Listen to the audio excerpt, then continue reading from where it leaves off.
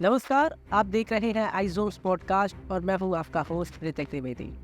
आज हम आपको लेकर चलेंगे भारतीय हॉकी के स्वर्णिम इतिहास के उन पन्नों में जहां एक ऐसा नाम लिखा है जिसे पूरी दुनिया हॉकी का जादूगर कहकर पुकारती है। जी हाँ, हम बात कर रहे हैं मेजर ध्यानचंद की, जिनकी स्टिक सिर्फ भारत ही नहीं बल्कि पूरे विश्व में भारतीय हॉकी का परचम लहरा चुकी है। आइए जानते हैं उनकी कहानी, जो केवल एक खेल तक सीमित नहीं बल्कि समर्पण, मेहनत और देश प्रेम की भी मिसाल है। 29 अगस्त 1905 को इलाहाबाद में जन्मे ध्यानचंद का असली नाम ध्यान सिंह था।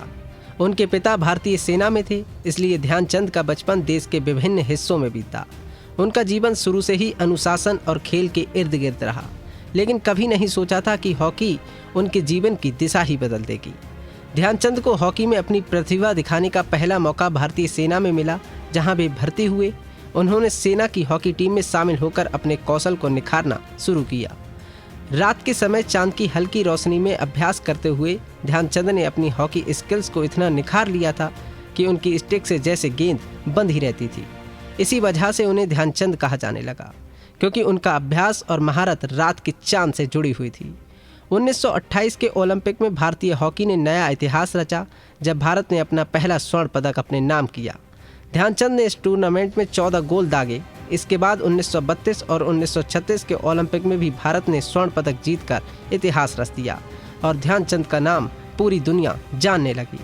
1936 के बर्लिन ओलंपिक में हिटलर तक ध्यानचंद के खेल से इतने प्रभावित हुए कि उन्हें जर्मनी की नागरिकता तथा सेना में एक उच्च पद की पेशकश की, लेकिन ध्यानचंद ने इसे ठुकराते हुए कहा कि उनका दिल सिर्फ भारत के लिए धड़कता है।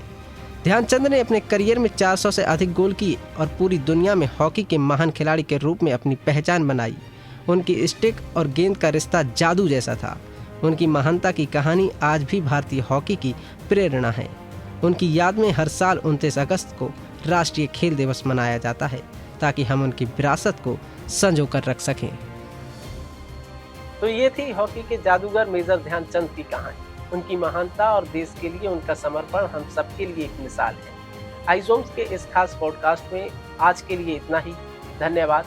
अगली बार फिर मिलेंगे एक और दिलचस्प कहानी के साथ। तब तक के लिए नमस्कार।